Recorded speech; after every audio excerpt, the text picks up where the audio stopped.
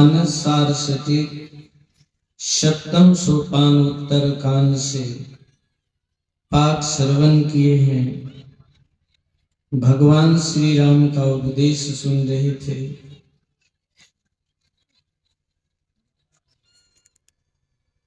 मनुष्य शरीर की उपादेयता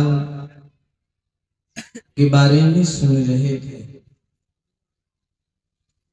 काव्यसुंदरी जी महाराज भी मनुष्य शरीर के बारे में कहने की कृपा की। नरतन समनहि कवनो देहि जीव चराचर जाचक जेहि। मनुष्य शरीर के समान कोई भी शरीर नहीं है, जिसको जड़ और चेतन सब कोई चाहते हैं। क्या विशेषता है इसमें, क्यों चाहते हैं? काव्यसुंदरी जी महाराज कहते हैं, नरक सर्ग अपवर्ग निशेनी ज्ञान विराग भक्ति सुख देनी। मनुष्य शरीर में नरक में जाने के लिए सीढ़ी लगा हुआ है, स्वर्ग में जाने के लिए सीढ़ी लगा हुआ है, अपवर्ग मोक्ष मुक्ति में जाने के लिए सीढ़ी लगा हुआ है। और इतना ही नहीं, ज्ञान विराग भक्ति सुख देने इसी मनुष्य शरीर में। ज्ञान संकलित तंत्र के ऋषि कहते हैं, देहस्था सर्वविद्याश्च देहस्था सर्वदेवता देहस्था सर्वतीर्थानि गुरु वाक्य न लभ्यते। ये मनुष्य का शरीर ऐसा है, सारी विद्या सारे देवता सारे तीर्थ विराजमान।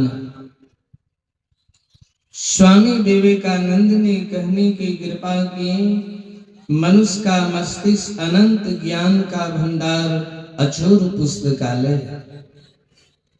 इसलिए मनुष्य का शरीर बड़भागी। भगवान शंकर ने कहने की कृपा की ब्रह्मा जी से, विंदु नाद महालिंगम शिव शक्ति निकेतनम देहम शिवालयम प्रोक्तम सिद्धिदम सर्वदेही नाम। मनुष्य का शरीर शिवालय है, देवालय है, ठाकुरवारी है, सभी प्राणियों को इसमें सिद्धि मिलती है। इसलिए मनुष्य का शरीर बड़भागी है। और भगवान श्री राम ने कहने की कृपा किए सारे प्रजागणों को कि साधन धाम मोक्ष करो द्वारा। इसी मनुष्य शरीर में यह मोक्ष का द्वार लगा हुआ, साधनों का धाम कहा गया। ऐसे अनमोल शरीर को पाकर, देव दुर्लभ शरीर को पाकर जो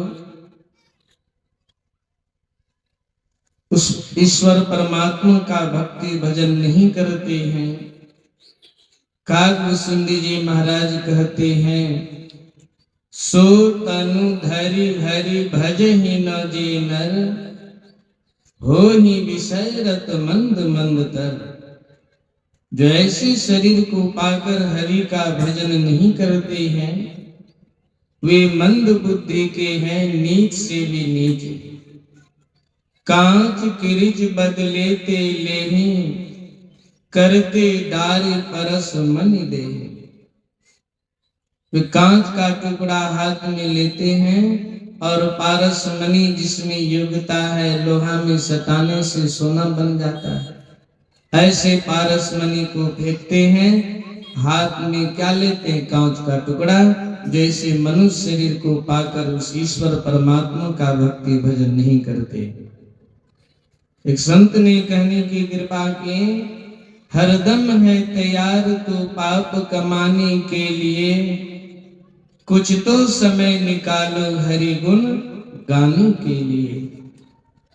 गर्भवास में कौल किया था, नाम जपूंगा मैं तेरा, इस झूठी दुनिया में आकर नाम जपन तेरा भूल गया। ऋषि मुनि सब आते हैं समझाने के लिए, कुछ तो समय निकालो हरि गुण गाने के लिए। नहीं हरि गुण गाएंगे तो संत पलटू साहब कहते हैं, नहीं मुख राम गाओगे आगे दुख बड़ा पाओगे। क्या दुख होगा आगे? तो संत कबीर साहब कहते हैं, दीवाने मन भजन बिना दुख पइहो। भजन नहीं करेंगे क्या दुख होगा? पहला जन्म भूत का हुई हो, 7 जन्म पछतइहो। नहीं भजन करेंगे, शरीर जब छूटेगा, पहला जन्म भूत का हुई हो। 1-2 दिन नहीं, 7 जन्म तक। एक एक भूत की बहुत बड़ी लंबी आयु होती है, 10,000 वर्ष। ऐसे ऐसे 7 जन्मों तक उसी में रहना होगा। कांटे परले पानी न पइहो, प्यास ही मर जइहो दीवाने मन, भजन बिना दुख पइहो। भूत के कंठ का छिद्र कांटे के नोक के समान होता है। पानी प्यास से तड़पता रहता है। किसी के ऊपर आता है तो वे कहते हमको पानी पिला दीजिए, चले जाएंगे। बड़ा कष्ट होता है, पानी नहीं पी सकते। कहते कहते अंत में कहते हैं, पंछी में तो कौवा हुई हूं, करड़ करड़ गुह रही हूं, उड़ी उड़ी जा विष्ठा पर बैठे, गहरे चोंच लगई हूं दीवाने मन, भजन बिना दुख पई। नहीं भजन करेंगे, कौवा के शरीर में चले जाएंगे। हम लोग कितना बढ़िया बढ़िया भोजन करते हैं, कहीं कौवा के शरीर में चले जाएंगे, विष्ठा खानी पड़ेगी। सतनाम की टेर न करी हम,